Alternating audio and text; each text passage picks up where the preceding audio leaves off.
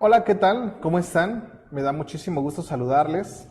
Para mí es un honor y un placer poder encontrarme el día de hoy con todos y con todas ustedes para hablar un poco de lo que es neuroeducación y los aportes que tienen precisamente a través de la mirada de la neurociencia. Y bueno, antes de iniciar me gustaría dar un agradecimiento profundo al Instituto Altamirano y bueno, también pues obviamente a todos ustedes que se encuentran en este momento pues acompañándonos en esta pequeña charla. Tengo la hermosa oportunidad de comentar un poco sobre algunas experiencias y otro poco también sobre algunas partes que podrían ser de interés, sobre todo para aquellos que nos dedicamos a educación, a docencia y afines. Y bueno, mi nombre es Edgar Luna y el día de hoy pues vamos a empezar a tener una charla amena, una charla agradable. Espero que esto sea un momento que podamos disfrutar, sobre todo porque te invito a que estés junto conmigo a verlo desde la visión de tanto de padre como de profesor, como una persona que tiene hobbies y disfruta mucho la neurociencia, pero sobre todo pues que se sienta acompañado de personas tan bonitas como tú el día de hoy que están en este momento en nuestro auditorio y en las cuales pues te invito a conocer el mundo maravilloso que me ha delegado la neurociencia y los grandes aportes que brinda en muchos aspectos, no solamente de la educación, sino incluso aspectos personales, sociales, culturales, políticos, ideológicos, etc. Básicamente iniciaríamos con una pregunta medular sobre qué es neurociencia. Y bueno, en ese sentido tendríamos que definir que la neurociencia es un conjunto de disciplinas, obviamente ellas con un sustento científico, y que estudian precisamente lo que es el sistema nervioso, con el fin de acercarse a la comprensión de los mecanismos que regulan el control de las reacciones nerviosas y del comportamiento del cerebro. Fuera de este enlace técnico, tendremos que decir que las neurociencias pues es la explicación del pensamiento, es la explicación de dónde vienen las ideas, es la explicación del cúmulo de seres humanos y bueno, también es parte de donde nosotros podríamos contribuir o desarrollar estos elementos de neurociencia aplicables en muchos aspectos de la vida cotidiana. Fíjate que esto no es nuevo, te puedo comentar que ya tiene mucho rato que las personas han tratado de descifrar cómo pensamos y de dónde vienen estos pensamientos, estas ideas. Por ahí Aristóteles decía que la mente o el cerebro humano era como un refrigerador, puesto que aquí en nuestro corazoncito se gestaban las ideas y las emociones y al tener muchas actividades de repente de manifestarse, se llegaban a temperamentar mucho, se calentaban, como vulgarmente se podría referir, y al ser realizados a través del cerebro, el cerebro enfriaba estos pensamientos. Por eso Aristóteles defendía que quien usaba el cerebro pues podía tener pensamientos más fríos, incluso pensamientos más estáticos, que no fueran tan volátiles, que fueran un poco más calmados y más transitorios. Pero esto también conlleva mucha parte de la historia. Por allá Galeno, Hipócrates, que son grandes precursores de la medicina, ya tenían como una idea muy fija de repente de dónde venían estos pensamientos o estas ideas. Hipócrates, por ejemplo, tenía precisamente una teoría que lleva su nombre, una teoría hipocrática o teoría humoral.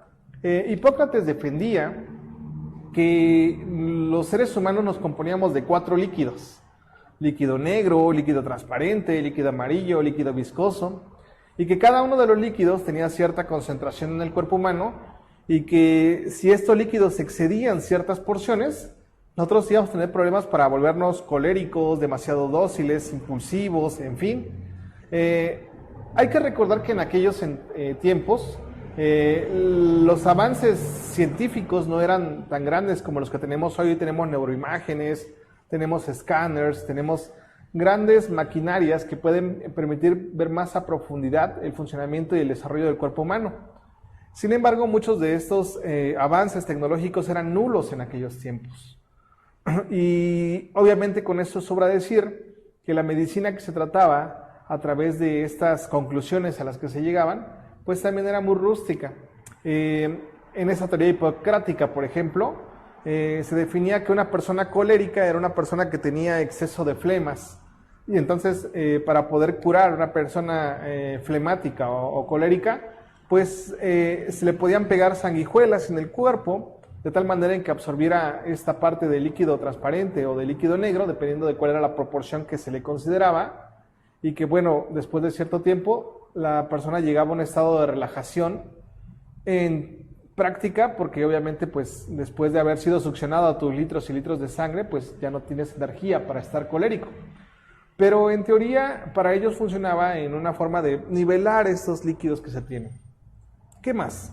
Bueno, pues la neurociencia entonces hoy en día es una ciencia que ha sido prácticamente una ciencia nueva que se ha dedicado a las investigaciones científicas, se ha dedicado a los aportes pues a través del método científico y que ha logrado descifrar muchos de estos grandes enigmas o estas grandes costumbres o tradiciones que teníamos y que hoy en día da una interpretación desde un punto de vista más lógico, más científico, con bases firmes y sustentadas. La neurociencia tiene una mutación o una ramificación, que en este caso sería la neuroeducación. Y bueno, la neuroeducación es una de los grandes aportes que se brinda precisamente a una necesidad social o cultural, que es poder otorgar los estudios del pensamiento del cerebro humano a una conducción, a aportes, a beneficios y bondades sobre cómo mejorar la educación en muchas de nuestras sociedades y culturas. Hay que tomar en cuenta que para la neuroeducación una de las principales consideraciones o de los principales aportes es tener ambientes de aprendizaje equilibrados, que sean motivantes, que requieran o que rindan, mejor dicho, a los niños un mejor y mayor aprovechamiento en su aprendizaje. Y es así como entonces, dentro de esta neurociencia, retoma grandes aportes de teóricos o de personas que ya se habían dedicado durante muchos años a hacer investigaciones y descubrimientos en cuanto a cómo mejorar y eficientar estos procesos. Uno de ellos, por ejemplo, es Vygotsky, y él daba precisamente una teoría donde ya se hablaba del aporte social que hay con respecto a estas bondades. La neurociencia concluye y contribuye precisamente a que la sociedad tiene mucho que ver con la educación y sobre todo que tiene mucho en la forma en cómo se socialice o cómo se desarrolla esta interacción social para poder favorecer o entorpecer el aprendizaje. Pero también no solamente la sociedad, sino es la participación activa, las dinámicas con los entornos físicos, sociales, emocionales, culturales, en los cuales se entra en contacto. Hoy en día con la neurociencia, por ejemplo, se sabe a través de las neuronas espejo que esto que llamamos o denominamos como la empatía, pues son precisamente ciertas neuronas que se activan para poder desarrollar autorregulaciones o regulaciones sociales o emocionales. Un ejemplo de ello es si yo entro a un lugar donde hay una iglesia, un templo, y todas las personas están serias, están en un proceso de trance, por mucho énfasis o euforia que yo tenga, mis neuronas espejos se activan y entonces lo que hace en este momento es que regulo mis emociones, controlo mi conducta, manejo un poco mi forma de comunicarme, mi forma de comportarme y entonces yo me adecuo al contexto social o cultural. Obviamente estoy hablando desde un punto en el cual estemos regulares en nuestra forma de procesar las ideas y los pensamientos. Sin embargo, bueno, también hay que ver mucho que uno de los aportes muy, muy maravillosos que da la neurociencia es que la parte emocional, aparte de la situación social, es una contribución enorme. Francisco Mora, un gran neurocientífico y uno de los grandes íconos hoy en día de neurociencia, tiene una frase muy hermosa que dice: sin emoción no hay aprendizaje. Y es que hoy en día se sabe que la emoción está en muchos de los contactos o en muchos de los desarrollos que pueda haber. Tan es así que si tú estás dedicado a educación, de repente pudiste haber escuchado en algún momento lo que es la teoría de las inteligencias múltiples y cómo esta se retoma para muchas de las formas o de las estructuras que damos para el desarrollo o la estructura de nuestras clases. Hoy en día hay teóricos que se dedican a neuroeducación que tratan de desmitificar el aporte de las inteligencias múltiples para poder dar estas enseñanzas, o mejor dicho, modifican un poco la estructura de las inteligencias múltiples y los aportes que se retoman para poder diseñar las clases. Esto es debido a que, pues, por muy preciso que sean los tests que se apliquen y con mucha frecuencia que se desarrollen, es casi improbable o nulo el hecho de poder definir que un estudiante, hablemos de un estudiante de 8 a 10 años, que el día de hoy, en este momento, le hacemos un test y tiene una inteligencia hacia lo kinestésico, por ejemplo. El día de mañana yo preparo mi clase para poder darle una clase que tenga mayor aporte de kinestesia y que pueda hacer manipulación de objetos. Pues resulta que tuvo una mala noche o una muy buena noche, el cual cambia su estado de ánimo.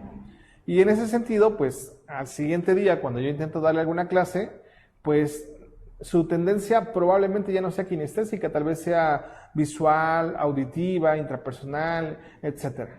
Esto se debe pues a que las emociones influyen muchísimo en la conducta, en los pensamientos, en el comportamiento, y es muy difícil que sean predecibles. De hecho, es imposible predecir las emociones.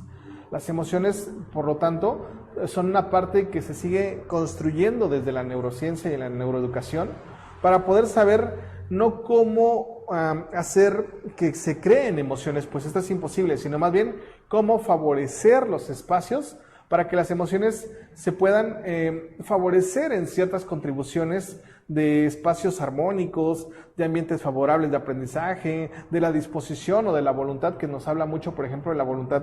Javier Tirapú es uno de los grandes íconos que habla de la voluntad. Bueno, también habría que dar paso a la pregunta, ¿y para qué nos sirve estas contribuciones desde la neurociencia y la neuroeducación? Bueno, hoy en día es una gran realidad que desafortunadamente existe en muchos centros escolares, en muchas instituciones que se dedican a educación, una gran cantidad de jóvenes, niños y adultos desmotivados que no quieren continuar sus estudios, o simplemente que creen que lo que están aprendiendo no sirve para nada más que para un título, un documento o un papel, y que no pasa más allá de una contribución vitalicia. También se sabe hoy en día que la única forma de combatirla es el medio a través de los docentes. Nuevamente Francisco Mora dice en una de sus frases maravillosas que tiene que para poder dar humanidad a otro ser humano, solamente es mediante un ser humano el único camino. Y entonces esto permite que nos demos cuenta que la figura del docente es tan importante porque es precisamente el docente quien no solamente enseña conceptos o procedimientos específicos, sino él conlleva otra serie de habilidades, de actitudes, de destrezas que no podrían ser enseñados a través de una máquina o la interacción total con algún material fijo o inanimado, como es un libro de texto, como es un material manipulativo, pues carece entonces de esta humanidad que solamente otro ser humano lo puede contribuir. Y bueno, es por eso que también el docente, en esta figura de relevancia que tiene y que fortalece mucho la neurociencia para poder darle este aspecto de voluntad de decir lo importante que es en un aula, pues que también se le permita al docente la interpretación de que se puedan afrontar nuevos retos. Al cerebro le encantan los retos cognitivos. Cuando son demasiado altos, el cerebro lo que hace es dejar de fijarse en ellos para no desgastarse precisamente. Cuando son demasiado básicos, el cerebro lo que hace es simplemente los anula porque no le encuentra ninguna intención o alguna forma de por qué tener que realizarlo. Pero cuando son retos alcanzables y son consecutivos, esto es algo que se puede hacer que nuestro cerebro se fortalezca y que a la larga se conviertan en hábitos. Creo que allí sería una de las grandes pautas de para qué sirve la neuroeducación.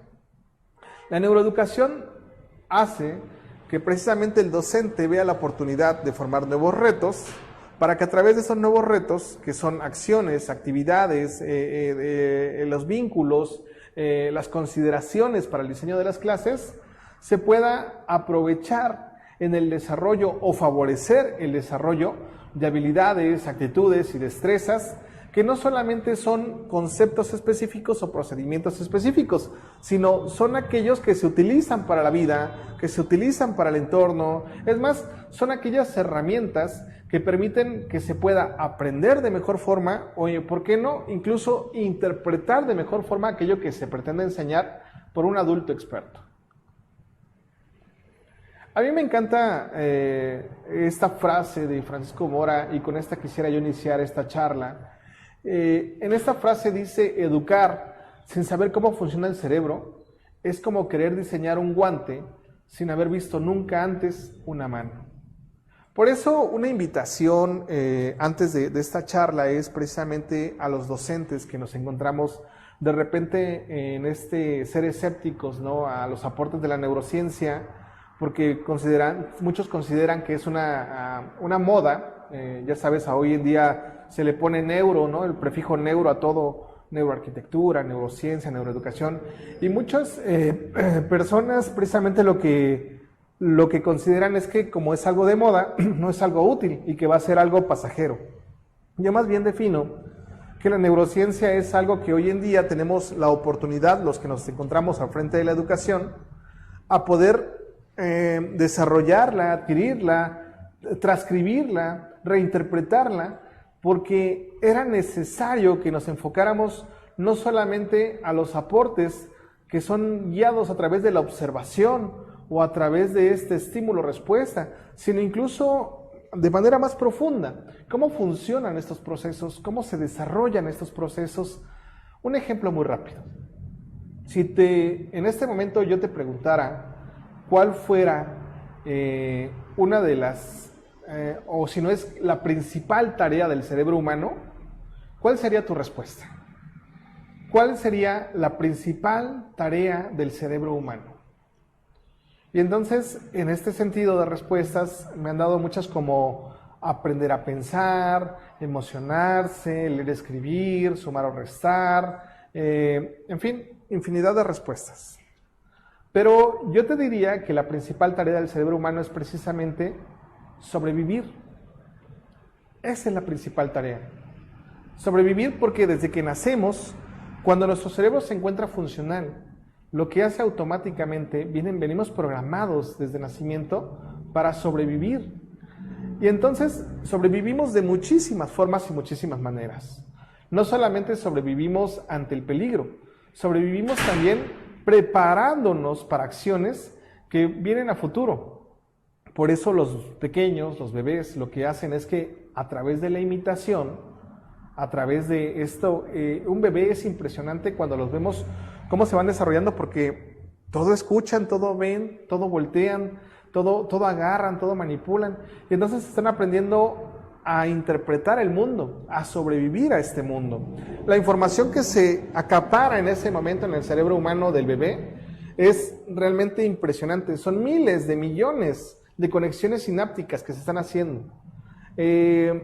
Por ahí un tip que yo suelo dar mucho en estas charlas es que precisamente uno de los aportes de la neurociencia en la educación, hablando no como docente o como educador, sino como padre de familia también, es, si tienes hijos pequeñitos, bebés, por favor no le pongas calcetincitos, no le pongas zapatos, no le pongas guantecitos, no lo levantes cada vez que se caiga, no lo encierres en un solo espacio para que esté encerrado.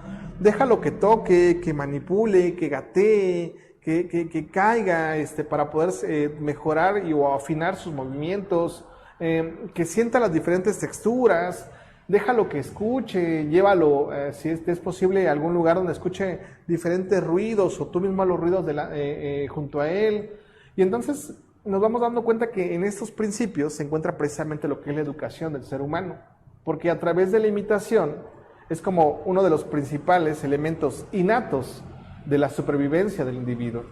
Obviamente esto lo vamos mejorando a lo largo de nuestra vida. Y conforme lo vamos mejorando, vamos desarrollando procesos que son realmente excepcionales en el ser humano. Los seres humanos tenemos hoy en día una bondad enorme, que es no solamente reaccionar instintivamente ante los elementos del entorno, sino incluso sabemos cómo nos sentimos ante esas reacciones o ante esas interpretaciones del mundo. Esto es lo que nosotros conocemos como los sentimientos. El ser humano tiene sentimientos que puede favorecer por mucho el proceso de aprendizaje precisamente. Uno de los recientes aportes en la educación mexicana, estamos hablando de no hace más de 6, 7 años, es precisamente el desarrollo de las habilidades socioemocionales incluidas en el currículum escolar. Desafortunadamente, muchas generaciones de docentes, si no es que todas, no tuvimos la educación socioemocional como una base y muchos de nosotros tuvimos que buscar maneras de cómo poder fortalecer la educación socioemocional, puesto que pensábamos que la educación socioemocional solamente era el poder llevar, hacer reír, hacer llorar, pero la educación socioemocional es algo mucho más profundo, puesto que la educación socioemocional es el reconocimiento de las emociones para la reinterpretación, para la búsqueda de la información, para todo lo que conlleva esta parte del desarrollo del ser humano. Y bueno, pues parte de esto es precisamente lo que fortalece uno de los principios de la neurociencia.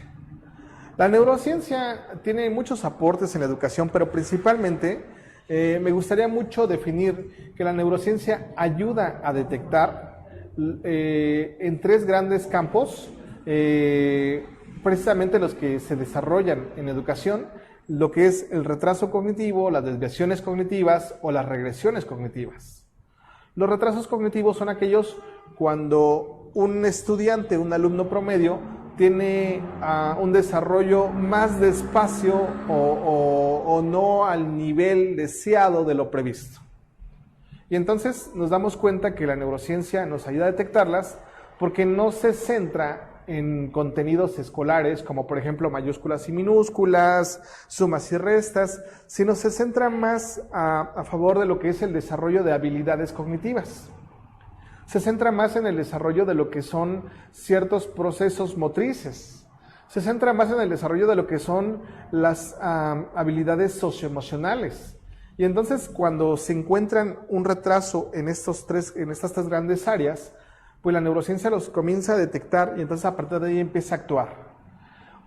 Por ejemplo, si algún estudiante tuviera problemas para pronunciar la letra R, ¿no? Y entonces empieza a hablar así de esta manera, pues nos empezamos a detectar que probablemente una situación motora o motriz no se encuentra establecida para favorecer la pronunciación de la articulación del fonema R, ¿no?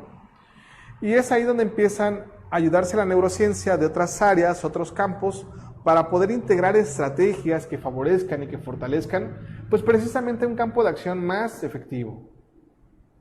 Si me permites, otro ejemplo muy rápido es cuando nos damos cuenta que algunos estudiantes ya tienen cierta edad, hablemos de 8, 9, 10 años, y les cuesta mucho trabajo aún desarrollar lectura o escritura convencional, la neurociencia precisamente lo que hace es dar aportes para que podamos visualizar que si no se encuentra en su espacio contextual o sociocultural elementos que favorezcan esto que también le llamamos como la estimulación temprana o ejercicio de estimulación cognitiva, probablemente ahí se encuentre un foquito rojo, ¿no? De por qué el estudiante no está desarrollando la escritura como debería de serlo en un ritmo habitual. Pero también, si nos damos cuenta a través de la mirada de la neurociencia que el estudiante tiene problemas emocionales, que el estudiante tiene problemas conductuales y puede que sea violento o que sea agresivo y que ya por otra situación más profunda que tenga estos, por qué se comporta de esta manera, también la neurociencia nos aporta un poco más sobre cómo favorecer a través de ciertas herramientas o instrumentos o simplemente estrategias para ir apoyando en fortalecer estos campos. Pero también puede suceder que el estudiante no se favoreció el desarrollo de sus habilidades cognitivas y entonces mucho de lo que está pasando hoy en día después del regreso de la pandemia es precisamente lo que te estoy hablando, cuando estudiantes no fueron a preescolar y no favorecieron o desarrollaron su motricidad fina y entonces entran a primer grado de primaria y ellos pues básicamente es un tormento para muchos de ellos porque es como querer hacer de repente, de la noche a la mañana, hacer ejercicio físico, mucho más allá del que tú estés habituado, con un peso mucho más allá del que tu cuerpo soporta. Y entonces para los niños es muy doloroso agarrar el bolígrafo, la pluma, el lápiz, el color, porque como no tienen desarrollada su maduración motriz, entonces este ejercicio de escritura es muy doloroso. Y como es doloroso, obviamente si a ti o a mí nos dieran a escribir, por ejemplo, con la mano izquierda, ¿no? 2 o 3 planas al día, y lo hiciéramos en letra china, con una caligrafía china muy efectiva, muy precisa, pues obviamente vamos a tener este desapego, este abandono por querer seguir escribiendo. Precisamente entonces es ahí donde entran los aportes de la neurociencia, junto con muchos otros más. Por ejemplo, la explicación de que la escritura no es elemento solamente de la decodificación o de la morfología de los símbolos o las letras, sino también es un proceso de muchos otros elementos que aportan. Lo social, lo cultural, lo humano, lo emocional, en fin, la escritura no solamente es poner a hacer planas a los niños. La escritura no solamente es que el niño sepa escribir su nombre o que escriba convencionalmente. La escritura es mucho más allá, puesto que con la neurociencia precisamente aplicada en la educación, hoy en día sabemos que si a los estudiantes se les obliga a leer y a escribir de manera convencional y no hay una motivación, lo único que estamos haciendo es programar neurolingüísticamente a sus cerebros para que tengan aversión hacia la lectura o hacia la escritura. Es decir, lo que en otros años o en otras generaciones se llamaba como la comprensión lectora, como la literacidad, el amor hacia la lectura o a la escritura, hoy en día se sabe que pues precisamente tiene muchos elementos que se conllevan con prácticas de hace ya años atrás del docente que no favorecen precisamente este amor por leer y escribir. Y bueno, también dentro de ellos se puede ver que en la neurociencia se pueden dar ejercicios de regresión, es decir, se pierden habilidades. Ejemplos muy claros de estas habilidades, si me permites un ejercicio muy rápido, te voy a pedir que pongas tus 2 manitas al frente, así como las tengo yo en este momento, y entonces tu mano derecha, vamos a hacer la simulación de una pistolita, así una pistolita, apuntando hacia tu mano izquierda, y tu mano izquierda vamos a hacer el símbolo de OK, que es el símbolo con el círculo, con los 3 dedos levantados, y lo vamos a dejar en esta posición. Puede ser así o así, como tú te acomodes mejor. Cuando yo te cuente 3, vamos a poner este símbolo o este círculo o esta forma de la mano a esta mano derecha, ¿ok? Y esta pistolita que tiene la mano derecha, la vamos a hacer en la mano izquierda, ¿ok? Lo vamos a hacer simultáneamente. Algo muy similar a esto. 1, 2, 3. Y lo cambiamos. ¿Bien? Lo vamos a hacer entonces en este tiempo real. Y te voy a contar hasta 3 para que tú puedas hacer el ejercicio. ¿Te parece bien? A la 1, a las 2 y a las 3. Y entonces nos damos cuenta que nuestros movimientos motrices no son tan efectivos. Hay una pérdida de habilidades cognitivas que se han desarrollado. No significa que tengas torpeza, eso es uno de los grandes mitos que derroca la neurociencia. La neurociencia dice que aprendemos todos de manera distinta y que algunos vamos a mejorar en ciertas habilidades, actitudes o destrezas de acuerdo a la usanza o a las prácticas que tengamos. Entonces, probablemente tengas estudiantes que sean excelentes en matemáticas, como tienes estudiantes que son excelentes oradores, como tienes estudiantes que son excelentes en escritura. Sin embargo, si apegamos todo, lo conjuntamos, lo podemos hacer cada vez con mayor solvencia. Y entonces la motivación, la estación cultural o contextual puede favorecer mucho, pero también hay ritmos, patrones, por ejemplo la agnosia, la praxia, ¿no? Que es el vínculo de la mente con el cuerpo o el vínculo de la teoría con el cuerpo, entonces pueden favorecer muchísimo más. Nuevamente, coloca tus manos y ahora lo vamos a hacer de esta manera. Quiero que te concentres en tu mano izquierda para que el símbolo de la mano izquierda lo vas a pasar a la mano derecha. ¿Ok? Solo la mano izquierda sin hacer la pistolita. ¿Listo? Y vas a dejar tu mano derecha con un puñito. Y lo vamos a hacer de la siguiente manera.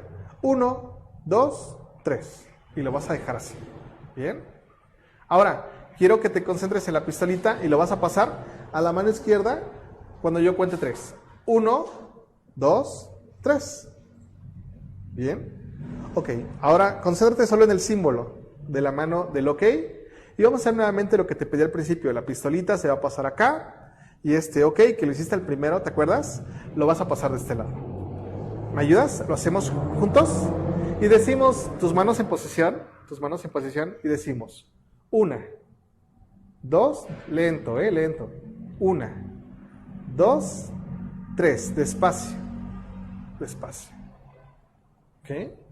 ¿Lo tienes? Y lo regresamos. 1, 2, vamos a regresar este símbolo del OK a esta mano. 1, 2, 3. Y entonces esto favorece el desarrollo de habilidades cognitivas, porque el cerebro tiene la hermosa capacidad de poder desarrollar memoria a corto plazo, a largo plazo, memoria de trabajo, memoria semántica, memoria, en fin. Se tiene que romper el mito en educación, al menos con los aportes de la neurociencia, de que solamente un estudiante que es un estudiante modelo es aquel que se concentra solo en la memoria. La memoria es un complejo de otras habilidades cognitivas que le preceden. ¿Cuál sería ese complejo? Básicamente, hay muchos autores que tienen muchas habilidades cognitivas, pero lo voy a centrar en dos, que es la atención y la percepción. Cuando el estudiante logra atender es buscar la focalización de un elemento que le está dando un aporte de un mensaje, ya tenemos un punto logrado. Si al estudiante le damos el sentido de la percepción, es decir, no solo que atienda, sino que le favorezcamos cómo percibir ese mensaje manipulativamente, oralmente, visualmente, auditivamente, etc. Pueden ser en bucles, que pueden ser en conjuntos. Favorecemos entonces que venga un tercer elemento, que es la memoria. La memoria va a ser más profunda conforme más atienda o más perciba. Y entre la atención y la percepción incluso hay grados o distintos niveles. Atención, centración, concentración, flow y mindfulness. Y la percepción puede ser percepción temporal, percepción espacial, percepción semántica, etc. Y la memoria, hay memoria corta, memoria larga, memoria de trabajo, memoria semántica, memoria episódica, en fin. Por eso cuando decimos que leemos y escribimos, no solamente se trata de repasar los símbolos con el ejercicio motriz. Leer y escribir es un compendio o es un conjunto de lo que es la atención.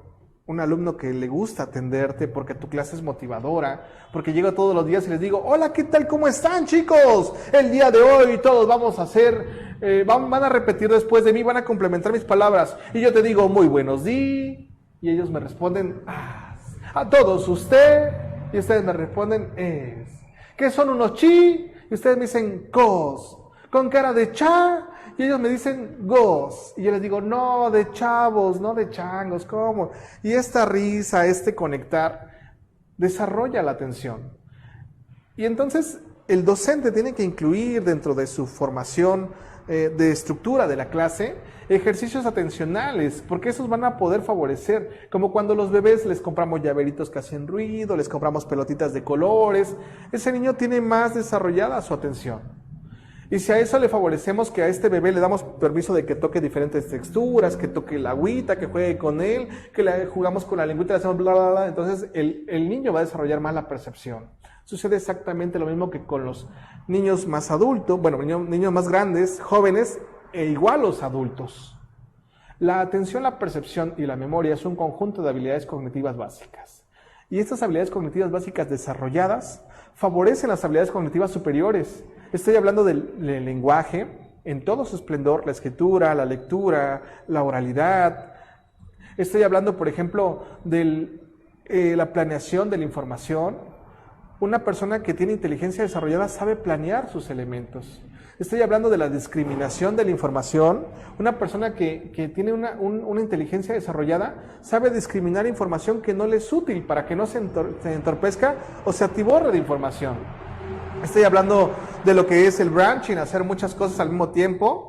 No es el hecho de que lo pueda hacer todo al mismo tiempo, es el hecho de que puedes segmentar diferentes áreas de trabajo e incluso hacer programaciones. Por ejemplo, yo como en este caso que estoy haciendo este movimiento con las manos, te estoy hablando, esto lo dejo de manera mecánica o autónoma si quieres, pero lo dejo en una memoria a corto plazo, aunque en realidad te sigo hablando y estructurando una articulación de las palabras, porque el cerebro humano es maravilloso y puede hacer funciones diversas, algunas programadas a memoria a corto plazo y otras a largo plazo, indistinto de las situaciones contextuales o culturales que tengo.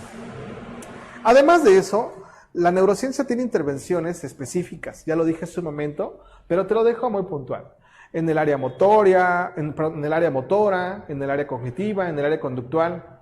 Si nosotros sabemos que la neurociencia puede entrar en estos elementos, entonces favorece muchísimo y abraza mucho las teorías hermanas.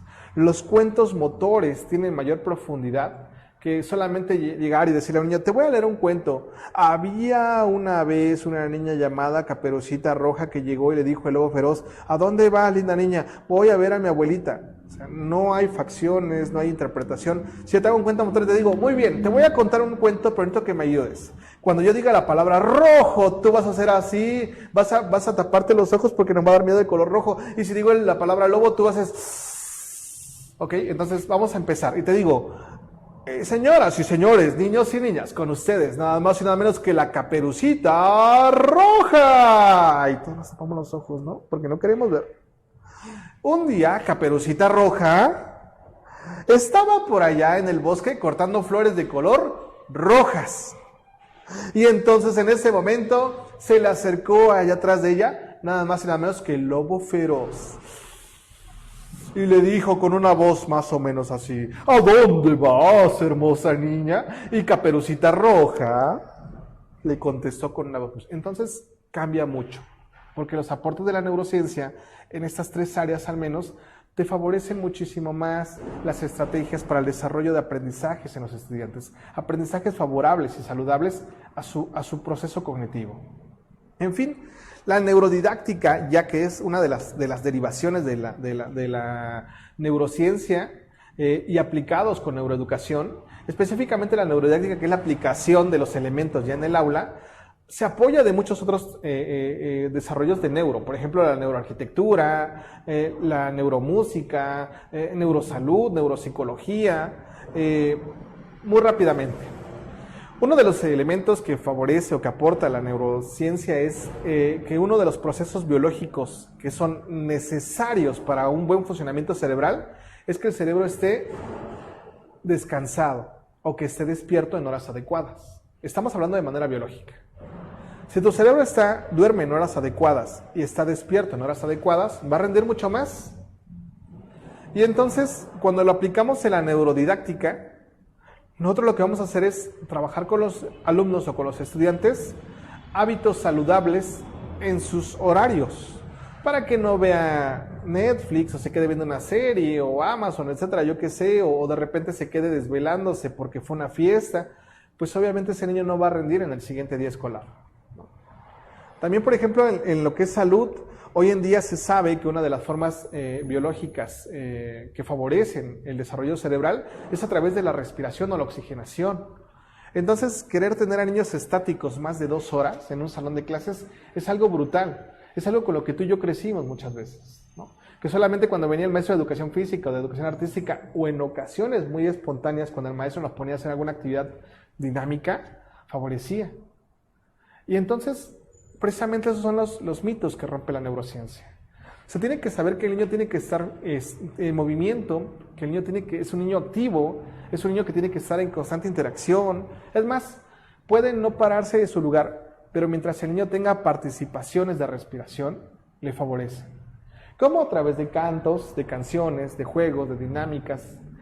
La risa simplemente es una gran bocanada de aire. Y entonces cobra relevancia porque de repente cuando los niños llegan después de educación física, los que hacíamos, los maestros que éramos como muy tradicionalistas, lo que hacíamos era decir, siéntense, cállense, se sientan a la 1, se sientan a las 2, se sientan, y entonces llegaba el 3 y todos sentados, ¿verdad? Hasta le hacíamos más prolongado el 3 para que se sentaran. Pero hoy en día se sabe que eso lo único que va a favorecer es que el niño se quede sentado, aunque en realidad siga agitado, y entonces la atención y la percepción no se encuentran en tu clase. Y es la idea de meter canciones o dinámicas que ayuden a la respiración del estudiante para que pueda regular su liberación de diferentes neurotransmisores y que entonces llegue a un estado de relajación. O bueno, si lo quieres ver de otra manera, que los pulsos y los ritmos que tiene el cerebro en ese momento que está excitado, pues a través de cantos y canciones lo volvamos a dejar regulado para que favorezca más la atención de los mensajes. Y entonces le puedo hacer canciones como Tongo, tongo, tongo, la tribu entera, Tongo, tongo, tongo, duerme en una esfera, Tongo, ven. Escucha cómo suena mi pecho así. Tongo, ven. Tongo, tongo, ven. Ya no quedan reyes como él. Y ahora muy fuerte, y los niños gritando, tongo, tongo, porque vienen de educación física, están muy animados. Más fuerte, no se escucha de aquí hasta la China, gritando, tongo, tongo, tongo. Ahora suave, como una mosca, así suavecito. Con movimientos muy exagerados. Y entonces, en esta liberación de energía, en esta respiración que se realiza, pues es mucho mejor que lo sientes a la fuerza para que el niño te ponga atención. Realmente los diseños de la neurociencia, los aportes de la neurociencia en educación específicamente hablando, son más como consideraciones que podrían hacerse en el plano de vista o de previsión o de acción. Y bueno, vamos a hacer algunos ejercicios para que lo hagamos un poco interactivo, si me permites. No puedo visualizarte yo en este momento, pero te acompaño a que me dejes en los comentarios de la transmisión cómo te fue con estos ejercicios.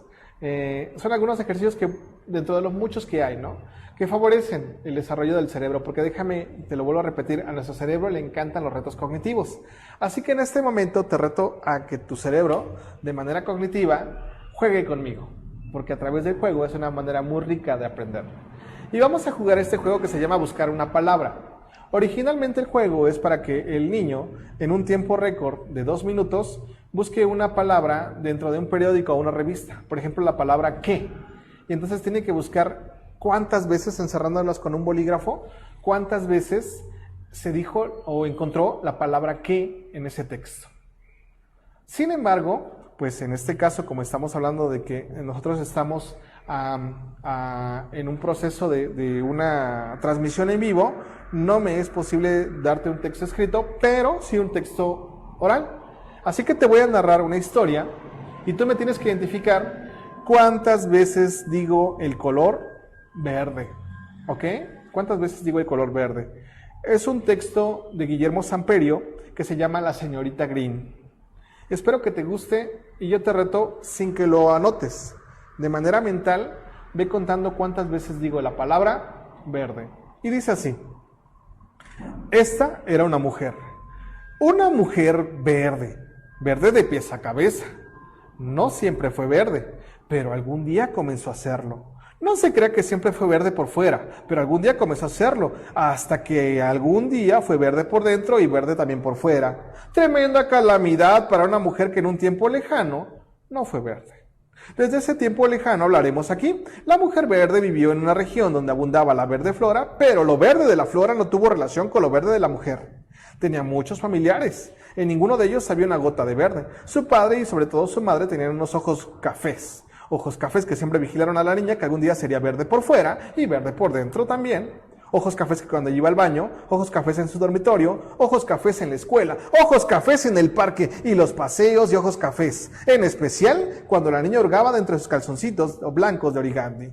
Ojos, ojos, ojos cafés y ojos cafés en cualquier sitio. Una tarde, mientras imaginaba que unos ojos café la perseguían, la niña se cayó del columpio y se raspó la rodilla.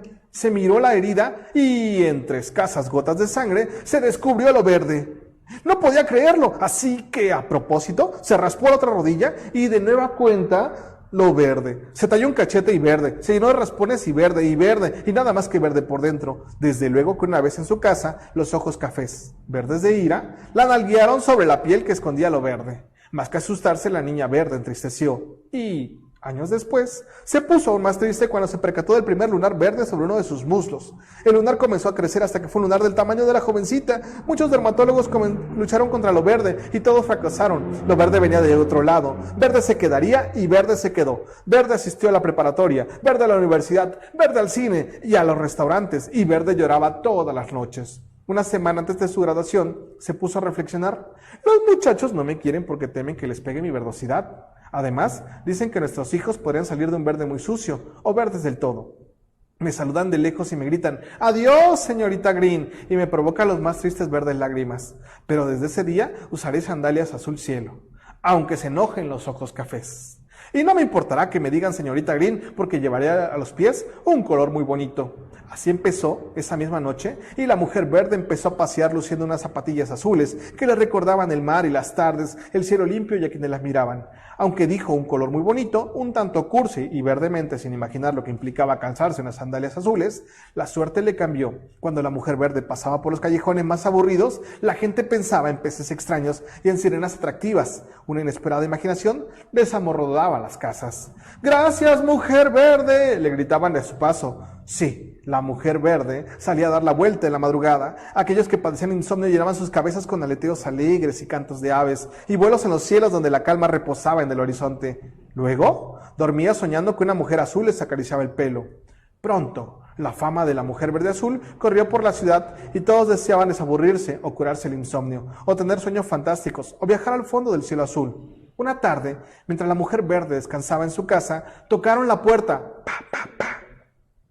Ella se arregló su verde cabello y abrió. En el quicio de la puerta se encontraba un hombre violeta, de pies a cabeza. Se miraron los ojos. La mujer verde vio un dragón encantador. Un hombre violeta se acercó a la mujer verde y la mujer verde se le acercó al hombre violeta.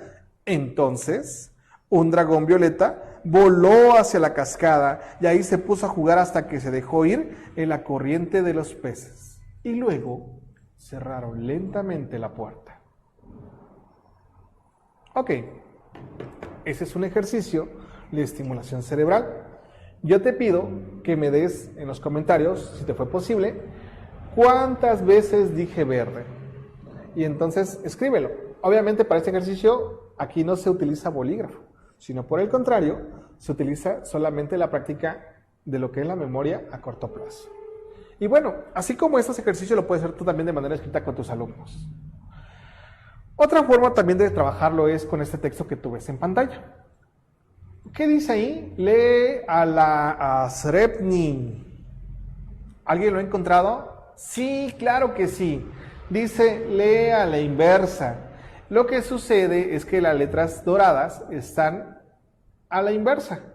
Y entonces, mi reto cognitivo para ti es que de los siguientes enunciados que te voy a poner en este momento, tú me digas en las cajas de los comentarios cuántos encontraste. Te voy a dar solamente 30 segundos para cada uno. ¿Listos? Corre tiempo. Aquí hay maestro Miriam. Bueno, sí hay comentarios. Valeria Hernández dice que 35. Yo, 30. Miriam Khan, 48 veces del ejercicio anterior. Ok, gracias. Me están comentando que ya hay comentarios de 30 a 48 veces la palabra verde. ¿Cómo nos ponemos de acuerdo? ¿Verdad? 55. Oh, ya hay 55 también. Maravilloso. Ese es un ejercicio para que ustedes vayan estimulándose mentalmente. Mientras voy pasando el segundo, porque ya nos pasaron 30 segundos, y ve desarrollando qué dice en esa segunda frase inversa. ¿Ok? Y bueno, lo comento de manera muy rápida. Cuando nosotros empezamos a hacer el conteo de la palabra verde, obligamos a nuestro cerebro a desarrollar lo que es la atención y la percepción. La atención del mensaje y la percepción de diferenciar entre lo que es verde, verdosidad, azul, etc. Y entonces es como nuestros niños muchas veces cuando van a la escuela y se favorece su aprendizaje, es porque estos niños tienen más desarrolladas ciertas habilidades cognitivas que otros, ¿no? ¿Y cómo se logran? Principalmente mediante la interacción social. Tercera frase. Estamos ya con la tercera frase para que me encuentres qué dice a la inversa. ¿Okay? Velo checando, velo leyendo con calma. Y bueno, precisamente los juegos, las dinámicas con los niños en este desarrollo entre clase y clase, no, por supuesto que no va a obstaculizar. Por el contrario, favorece muchísimo a que tengamos niños más despiertos, más atentos, que sea un reto y diga, wow, la clase de mi maestro, de mi maestra es maravillosa, me pone juegos muy padres y aprendo con ellos. En fin, tiempo, vámonos con el siguiente ejercicio, mientras te voy invitando a que me escribas en la caja de comentarios qué dicen esas frases. ¿Dónde dejé mi salón? Sería otro juego. Este juego es más sencillo y muy rápido. Lamentablemente en este no va a ser posible que nos lo puedas compartir en la caja de comentarios, pero te reto a hacer lo siguiente. Necesito que en este momento te concentres en una parte, en un área de tu casa que recién acabaste de dejar, o de la oficina si estás en la oficina, que acabaste de dejar, un área que tú puedas llegar a comprobar, es decir, que puedas ir otra vez hacia ellos. No lo veas ahorita, solamente recuerda. Por ejemplo, yo pensaré en la sala de mi casa, ¿ok? Ahora, necesito que ya que tengas esta imagen mental de la sala de tu casa, de tu cocina, de tu cuarto, del baño, de tu oficina, etcétera, piensa en un lugar específico. Por ejemplo, voy a pensar en la mesa de la sala de mi casa. Ahí en la sala de mi casa hay una mesa. Tú puedes pensar a lo mejor en el tocador, en el buró, en el librero, etcétera. Piensa en ese espacio. Y en una hoja en blanco vas a dibujar todo lo que tú consideras que está en este momento en ese espacio. Así como lo dejaste. Dibújalo. Y entonces una vez que lo hayas dibujado, yo te invito a que regreses a ese espacio y te des cuenta qué faltó.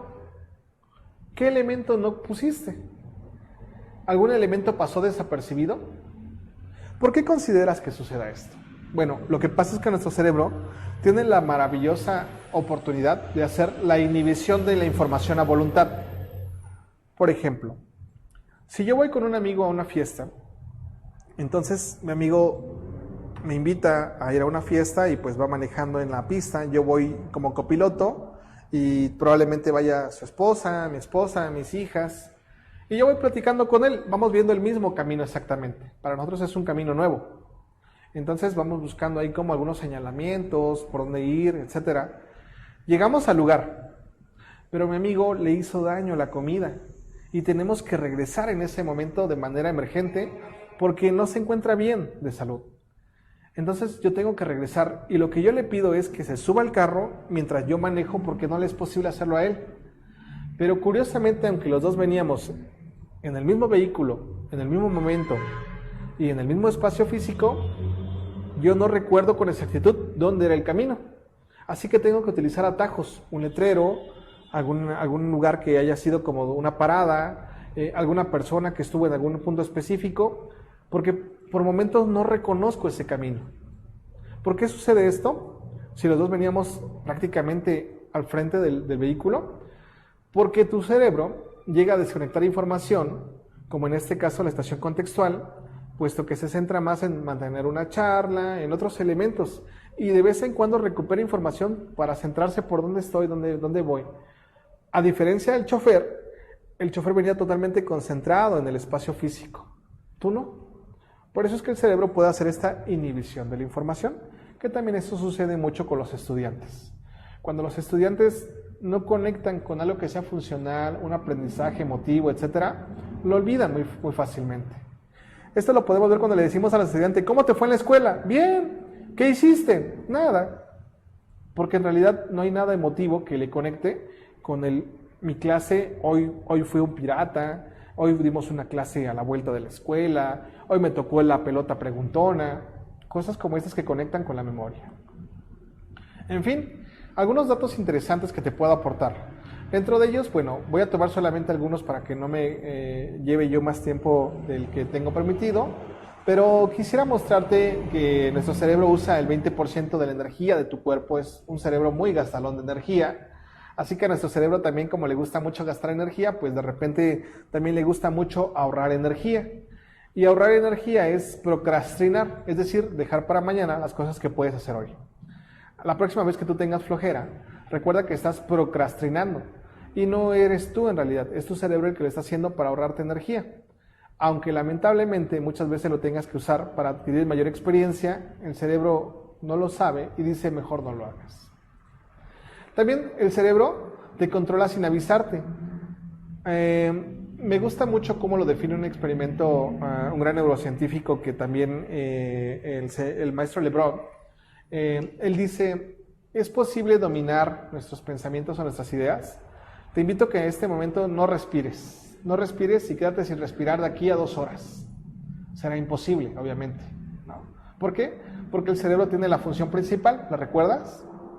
Sobrevivir. Y está muy por encima de incluso la voluntad que tú definas de tus sentimientos. Tenemos más de 10,000 tipos de neuronas.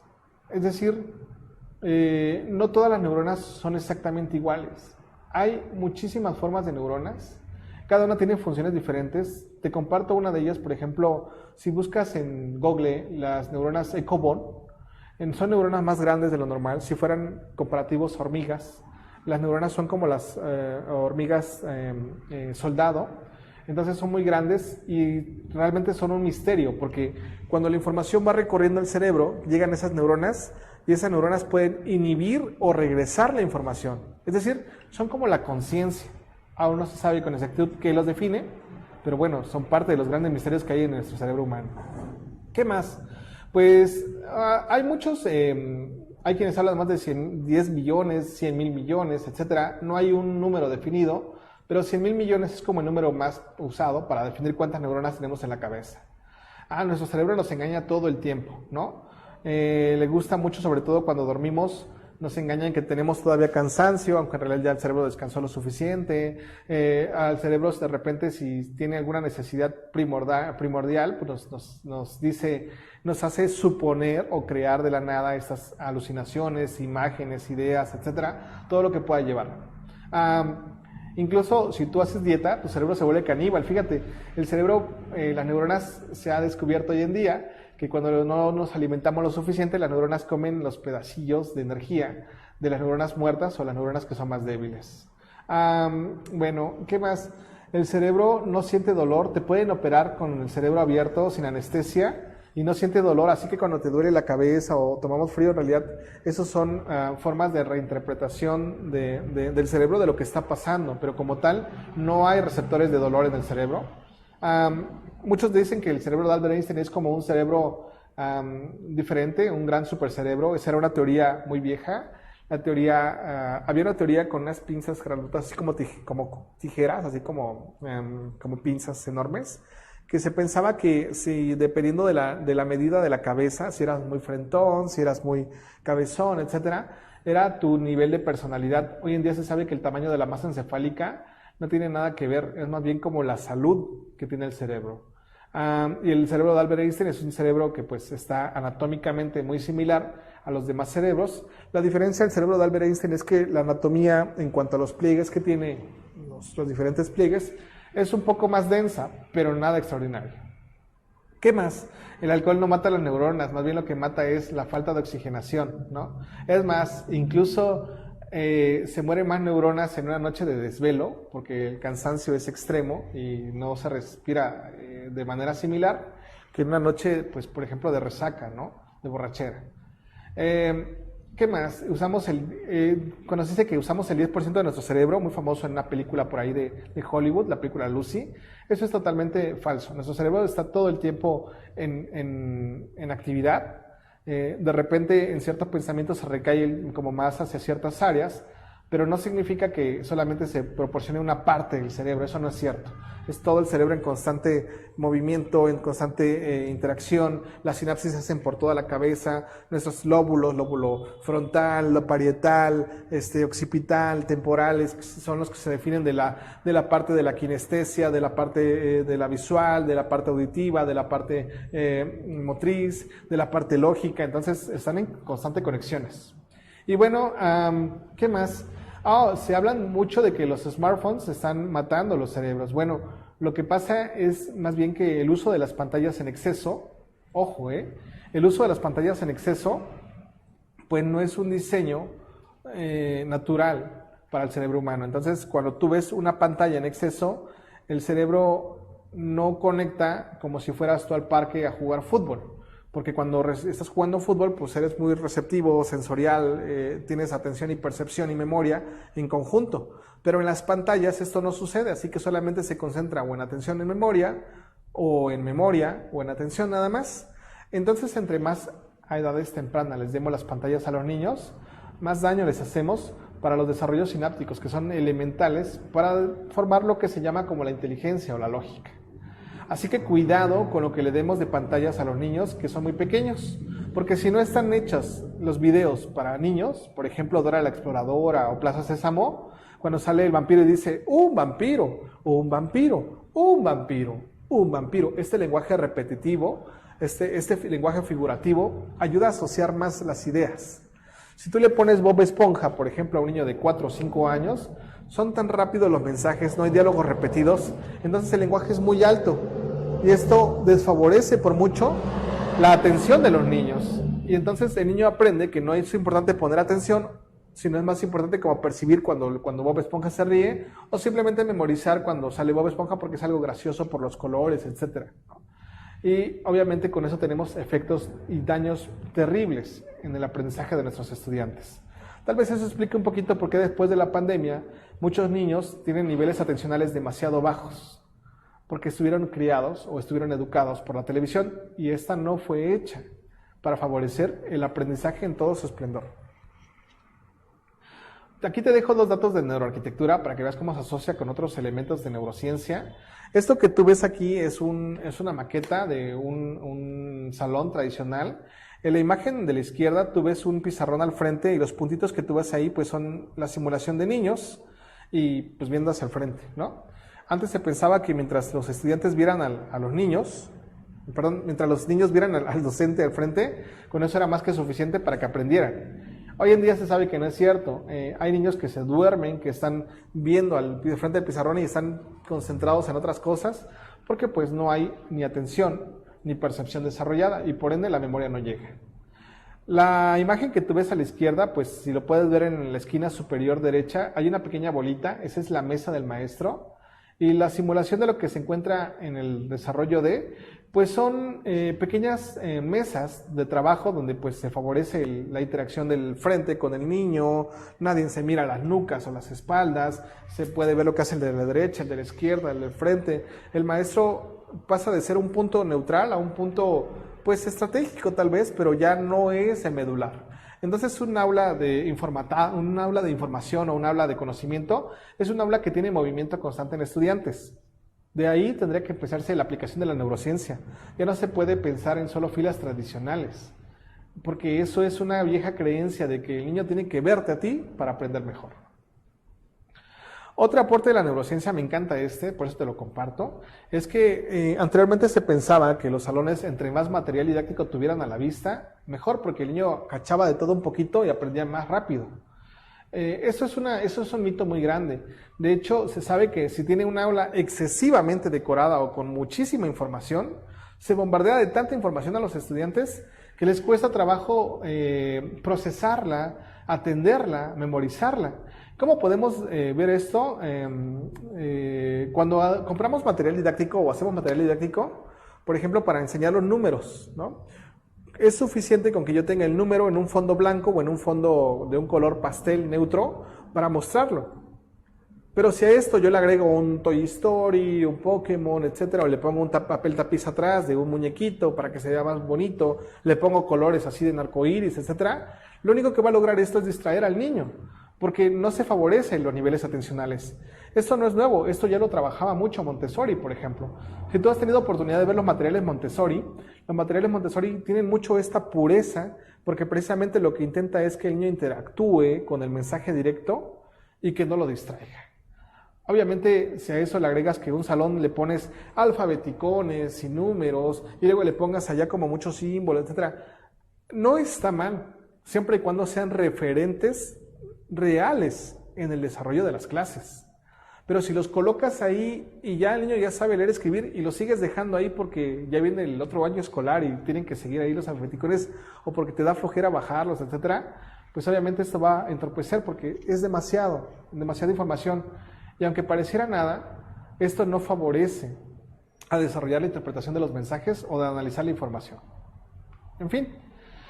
Uno de los grandes aportes también, sobre todo que me hacen mucho en cuestionamiento es, oye, en leer, en escribir, en sumar y en restar, ¿cómo se favorece la neurociencia? Bueno, te lo explico de manera muy rápida en este pequeño diagrama. Hoy en día se sabe que hay ciertas áreas cerebrales que se encargan de procesar distintos elementos de lo que es el aprendizaje en la lectura y la escritura. Por ejemplo, el área de Wernicke es una que se desarrolla la comprensión de las palabras. El área de Broca es la articulación o la producción del lenguaje. Así que cada una de estas áreas tiene diferentes funciones porque en uno se producen las palabras y en otro se participa en la construcción de las palabras. Cuando queremos que los niños lean, no solamente es la decodificación del A, B, C, D, también tenemos que darles elementos asociativos para que esto lo favorezcan y lo internalicen en una comprensión de palabras. Pero que el niño comprenda las palabras no es sinónimo de que el niño, como las comprende, las va a decir fluidamente, porque eso pertenece a otra área. Así que comprender esto nos permite también desarrollar estrategias diferentes para lo que es la articulación de lo que tú necesitas. Si yo digo, es que mi estudiante no escribe, ¿y por qué no escribe? Pues porque lo pongo a escribir y no lo quiere hacer. Bueno, pero la primera pregunta que te haría yo afuera, cuando sale con sus compañeros, ¿platica? ¿Habla? Sí, sí habla, pero no escribe. Ah, bueno, pero platica y habla, sí. Entonces, el problema no es por la construcción de las palabras, porque si articula palabras es porque sí las tiene en el cerebro. El problema es la producción textual. ¿Y por qué? Bueno, puede ser de diferentes formas. Acuérdate, puede ser por la parte motriz, la parte emocional o la parte cognitiva, o simplemente puede ser porque el docente no tiene otra forma de enseñar más que a través de las palabras viejas que ya se sabe, o del cuaderno y lápiz, y que no produce retos cognitivos, entonces el cerebro procrastina. Y entonces los niños se vuelven flojillos, en buen término de la palabra, o simplemente no lo hacen porque ya se aburrieron de hacerlo. Y bueno, existen algunos otros elementos como la circunvalación angular. Esta circunvalación angular es la asociación de las palabras con la lectura, con la escritura, con la comprensión, con la producción. Y entonces nos damos cuenta que muchos de los problemas de las matemáticas ni siquiera son porque el niño no sabe hacer procesos de matemáticas, sino porque no comprende el lenguaje que tú estás diciendo. Hay maestros que se avientan clases magistrales con términos y conceptos muy altos y no le dan un lenguaje adecuado a los estudiantes, o hacen soliloquios, hablan ellos solitos en su clase con su pizarrón y su plumón, pero no le dan permiso, no favorecen a que el estudiante pregunte, cuestione. Por muy pequeña que sea la pregunta, puede ser un detonante para que se impulse esa habilidad cognitiva. A lo mejor tú lo has visto con estudiantes que de repente explicamos un proceso muchas veces y simplemente no lo logra desarrollar, pero de repente llega un niño y le dice, mira, nada más muévele acá y este de acá lo vas a poner allá. Y entonces el niño dice, ¿así era? Sí. Ah, bueno, ya entendí. Porque hay un lenguaje entre iguales, se favorecen, entre ellos se construyen el proceso. Me encanta un libro que se llama La pedagogía de la ternura, de Lydia Martí Todner, donde ella dice que a una de sus sobrinas la llega a visitar a la casa y entonces la niña de 5 años le dice que pues le empieza a explicar de los tsunamis. Y le habla las maravillas de los tsunamis, cómo se crean, dónde se construyen, cuáles son las causas, los efectos, etc. Cuando Lidia va a felicitar a la maestra le dice, no, pues yo no le enseñé nada de tsunamis. Y entonces, ¿cómo fue posible que esta niña de 5 años construyera una explicación tan magistral de un tsunami? Pues resulta que investigando se dan cuenta que la niña en el patio escolar, en la hora de receso, los niños empiezan a platicar del tsunami que vieron en la televisión y empiezan a decir, no, un tsunami es como cuando le echamos agua a la gente. Y otro niño le dice, no, claro que no, mi mamá me dijo que son movimientos telúricos. ¿Y qué es un movimiento telúrico? Otro niño dice, pues es cuando se mueve la tierra, los temblores. Y otro niño dice, sí, aparte son en mares, no son así como nada más echarle agua. Y empiezan entre ellos a hacer explicaciones sociales y culturales y contextuales. Entonces, hoy se sabe que incluso los niños aprenden más y mejor cuando se les da la oportunidad de ser libres en cuestionar, en interpretar, en diferir el mundo entre ellos mismos. A mí me encanta decir una frase que te regalo, y te la regalo ampliamente y con toda la humildad de mi corazón. Los niños en las aulas aprenden contigo o a pesar de ti, porque tú ya eres el docente, no te puedes quitar, estás al frente de ese grupo, o eres la persona que está encargada de esa educación. Entonces eres contigo, favoreciéndoles, o a pesar de lo que tú hagas con prácticas que no son favorables, que son repetitivas, que son arcaicas, si me permites el buen término, y aún así lo logran hacer los estudiantes. Tú y yo fuimos estudiantes. Yo te comparto algo de una situación personal. Cuando yo era pequeño, yo tuve una tendencia hacia la mano izquierda. Yo era zurdo. Y la maestra en aquel entonces, en el preescolar de donde yo iba, pues le dio el consejo a mi madre que me tenían que componer, así que me amarraron la mano izquierda y me obligaron a escribir con la mano derecha. Pero es que esto no es nuevo, lamentablemente siguen viendo estas prácticas. Hay maestros que hoy en día amarran a los niños a los salones, a las bancas, para que se queden quietos. Les amarran las manos. les colocan orejas de burro, no los dejan salir a recreo para que trabajen más rápido. Entonces, hay situaciones o patrones constantes de viejas situaciones o andanzas que también hay que entender que no son culpa de nuestros docentes, es culpa también de que pues probablemente la información de estos aportes en cuanto a la educación no llegó a ellos. Y entonces, obviamente, esto tiene efectos colaterales.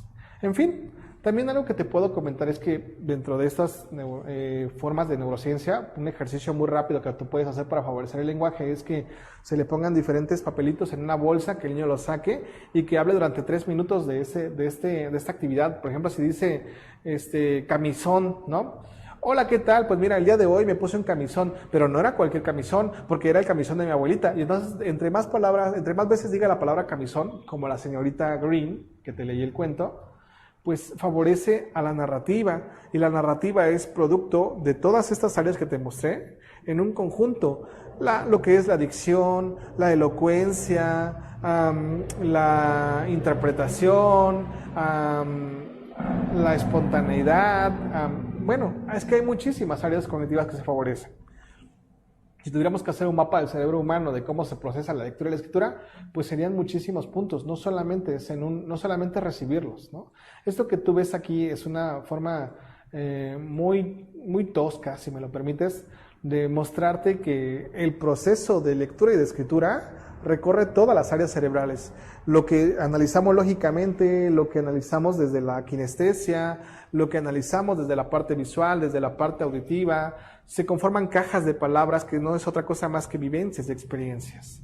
En fin, leer y escribir no es solamente un proceso de repetir lo que esté escrito en una hoja o en un cuaderno, sino también asociarlo, vivirlo, inferirlo, platicarlo, desarrollarlo a través de la música, a través del juego, a través de metodologías activas. Hay más de una forma de enseñanza hoy en día. Es un lujo que los docentes en esta etapa de la sociedad contemporánea en la que nos encontramos no conozca de metodologías activas. Estoy hablando del aprendizaje basado en diseño, aprendizaje basado en problemas, aprendizaje basado en gamificación, aprendizaje basado en juegos, aprendizaje basado en clase invertida, aprendizaje por proyectos, aprendizaje basado en pensamiento. Hay muchísimas metodologías activas. Cada una de ellas son pautas que permiten que tengamos niños más abiertos a recibir la interpretación del mundo. Finalmente, una de las áreas de la neurociencia que me encanta, que es la neuropsicología, trabaja lo que es la disciplina de la mente, la idea, el pensamiento. Y entonces generalmente la mente es lo que se encuentra ahí en tu cabeza, que probablemente nunca lo recurras, pero está ahí. Formas de pensar que se pueden gestar y cuando se hace este pensamiento es cuando tenemos algún propósito. Por ejemplo, yo voy en la calle y en ese momento tengo una mente que está divagando. Por eso camino, por eso voy por ese lugar, por eso voy en esa calle. Y de repente me da hambre, entonces hay un pensamiento y digo, tengo hambre. Y se afina más y se convierte en una idea y digo, tengo hambre y quiero comer una torta. Entonces le estoy dando forma a mi pensamiento. Eso sucede en las aulas. Los niños en las aulas tienen mentes que se encuentran allá interactuando y que los convertimos en pensamientos cuando damos un tema a alguna clase, cuando acercamos algún material, cuando hacemos alguna estrategia, y que lo afinamos más en ideas, que para nosotros las ideas son los conceptos o los procedimientos específicos que necesitamos desarrollar o que ellos aprendan o memoricen. Pero ahí no queda, porque la mente, el pensamiento y la idea pueden ser incluso mucho más finos. Pueden convertirse, por ejemplo, en juicios. Y entonces un juicio es cuando yo puedo recurrir a elementos de asociación para explicar esta idea. Y bueno, se puede hacer todavía mucho más fino. Pero esto solamente va a ser logrado a través de la neurociencia, a través de los aportes de todos estos elementos. ¿Por qué la neurociencia? Porque la neurociencia se enfoca a la herramienta principal de los docentes, el cerebro humano. Y sobre todo, la neurociencia desarrolla una virtud que es fundamental para las personas que se dedican a educación, que es cómo aprendemos, cómo procesamos y cómo nos desarrollamos en niveles cognitivos. Bueno, yo hasta aquí dejo esta charla para que dé pauta si es que hay preguntas o comentarios. Encantado de la vida. Pero antes de que yo cierre mi participación, yo quisiera comentarte de manera profunda y muy rica que, si tú recordarás, te comentaba hace un momento que cuando yo era pequeño tenía la mano izquierda en tendencia. Y probablemente tú digas, ¿qué pasó con esa mano izquierda amarrada? Bueno, cuando yo iba a la edad de 6 años, un maestro o una maestra le dijo a mi madre, no, no haga eso, déjelo que escribe con su mano izquierda. Y entonces empecé a escribir con la mano izquierda. A la edad de 7 años no había mejora en mi escritura porque era horrible. Y la maestra dijo, bueno, pues que escriba con la mano que quiera, con la derecha o con la izquierda, ¿no? A esto súmale que no había paletas para zurdos, entonces tenía que escribir con la derecha o con la izquierda. Y a la edad de 8 o 9 años yo desarrollé tartamudez, dislexia. Entonces fue una etapa muy complicada, pero definitivamente algo que me dejó una enseñanza. Los seres humanos somos tan impresionantes que incluso podemos superarnos en ciertos obstáculos cognitivos. En este caso, probablemente mi escritura no sea la más efectiva, pero desarrollé muy buena memoria. Entonces, para no escribir en cuadernos, cuando daban una clase memorizaba mucho lo que decían. Y así ya no tenía que escribirlo porque lo tenía memorizado. Y así hay muchos niños, muchos estudiantes, muchos adultos, que a esta edad han desarrollado otras habilidades cognitivas para superar ausencias del fortalecimiento de algunas que deberían haber sido básicas.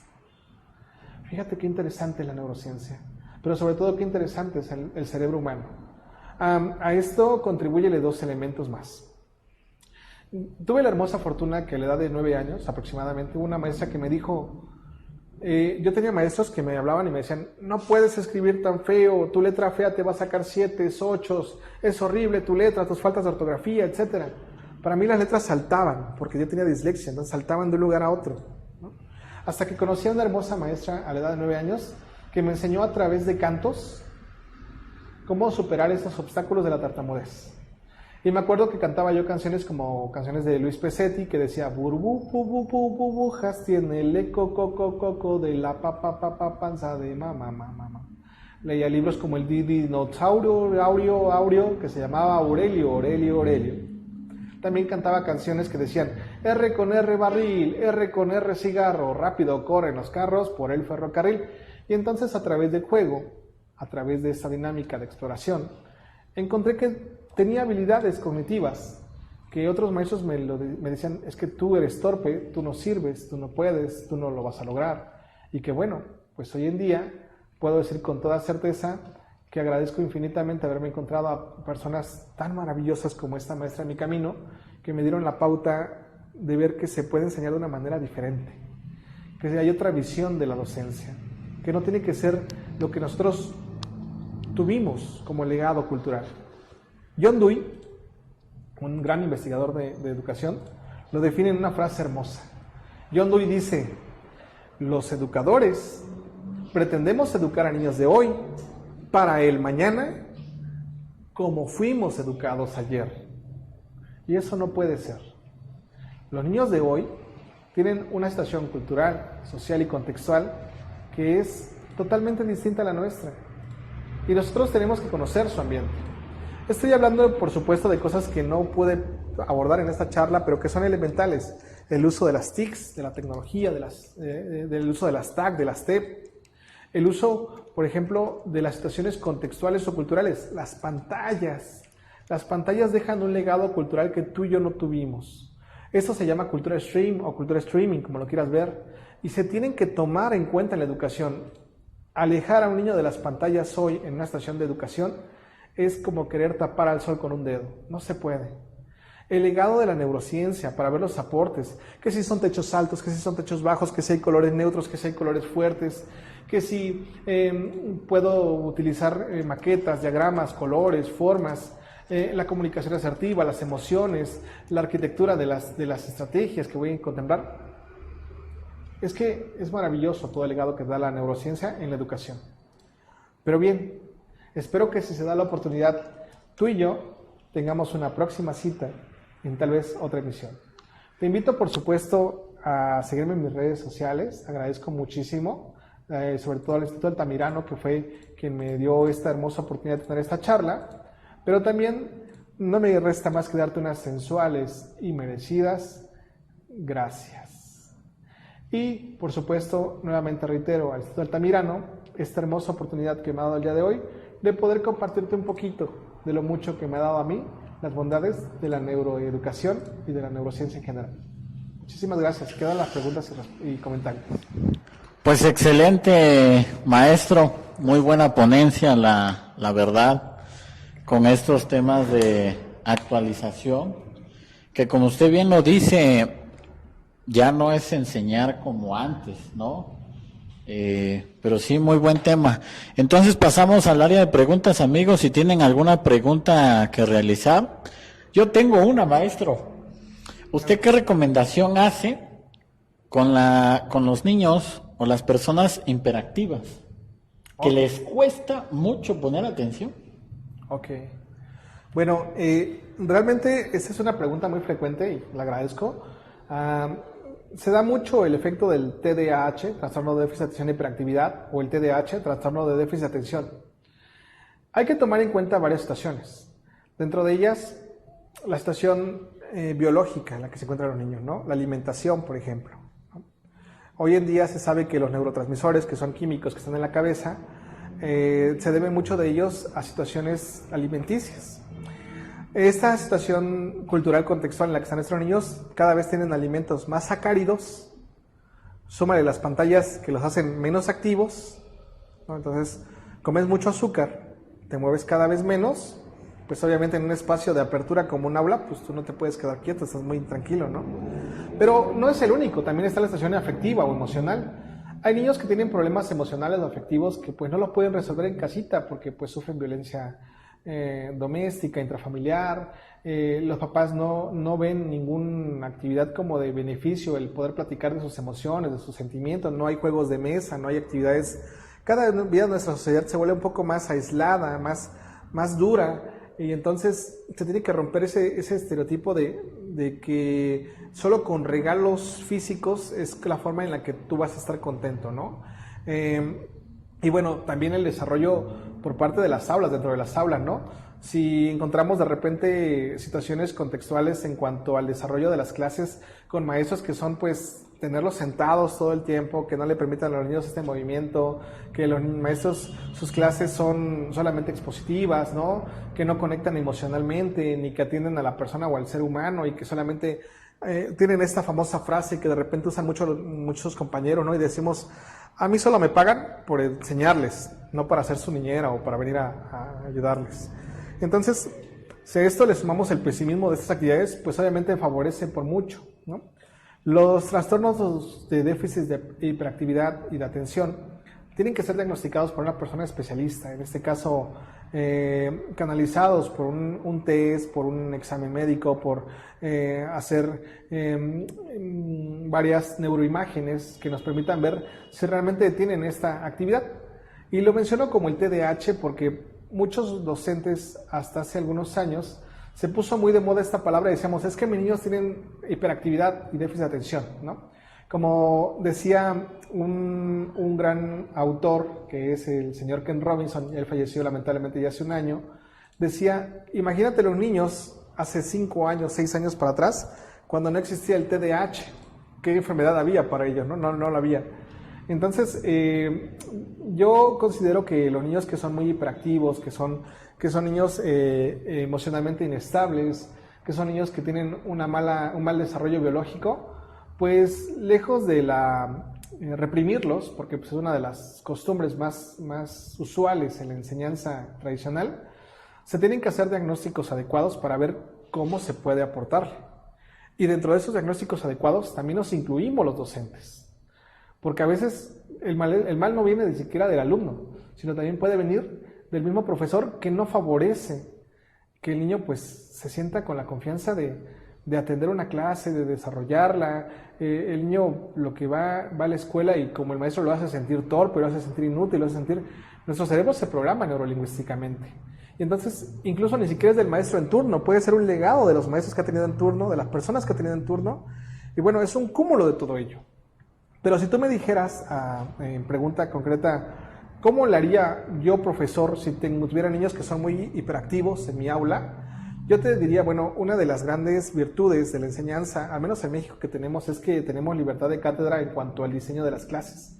Así que clases cada vez más emotivas, es decir, no por emotiva los voy a poner a llorar o a reír, sino que conecten con estación sincrónica, ¿no?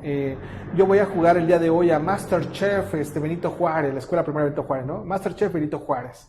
Entonces con mis alumnos vamos a jugar a ser cocineros el día de hoy, vamos a jugar a hacer cocina y voy a simular los espacios de cocina, etcétera. Entonces ahí veo fracciones, recetarios, veo carteles, veo la elaboración desde su panfleto de su gorro de cocinero. O por ejemplo puedo trabajar, yo promuevo mucho la tecnología, entonces puedo promover el uso del TikTok como recurso educativo y que los niños hagan sus TikToks para favorecer lo que es el desarrollo del experimento, que analicen la información y que lleven los mensajes, o hacer yo mis propios TikToks para que pueda yo mostrarles el desarrollo de una clase, un tutorial para hacer las actividades, jugar a hacerla, por ejemplo, hoy en día muchos quieren ser youtubers, entonces puede jugarse con este formato de video para que, sí, claro, yo te doy las pautas de lo que se tiene que investigar o te acompaño y tú ve grabando las pautas con las fotos o con los videos para que lo presentemos, e incluso hacemos una página en una red social y la subes. Y esta conexión emocional por mucho atrae a los niños. Eso sería muy distinto a pensar en un aula donde pues solamente están estáticos. Por otro lado, hay que entender que también muchos profesores tienen esta inquietud de hacer cosas diferentes, pero a veces el sistema educativo en el cual se encuentran, o vale decirlo, ¿por qué no?, las partes directivas no lo permiten. Y esto sucede porque no visualizamos que la educación puede ser desde otras formas, otras maneras de cómo usarse. Entonces pensamos que si los niños juegan, aprenden menos, que si los niños juegan, no aprenden. Y no solo por directivos, también por padres de familia incluso, ¿no? Hay padres de familia que dicen, es que mi hijo no tiene un libro lleno de calificaciones, entonces no hizo nada en la escuela. Porque piensan que si no rellena de texto los libros o los números, no está aprendiendo el niño.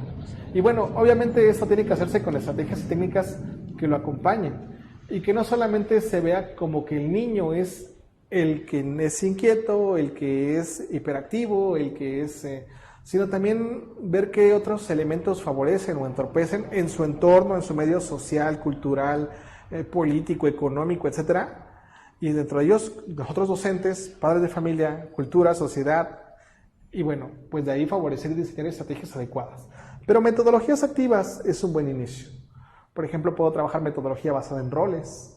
Y entonces pedirle a los niños, señoras y señores, niños y niñas, con el día de hoy ustedes tenemos nada más y nada menos que el Circo de los Talentos. Así que chicos, el día de hoy ustedes van a buscar cuál es su talento y me lo van a hacer en un cartel. ¿Qué les parece? ¿Para qué tienes talento, Juanito? Y Juanito, bueno, yo no tengo talento para nada. Pues nada, hacer nada es un talento también. Entonces, a ver, ¿cómo te imaginas que sería tu logotipo de tu talento? No, pues una S de sueño.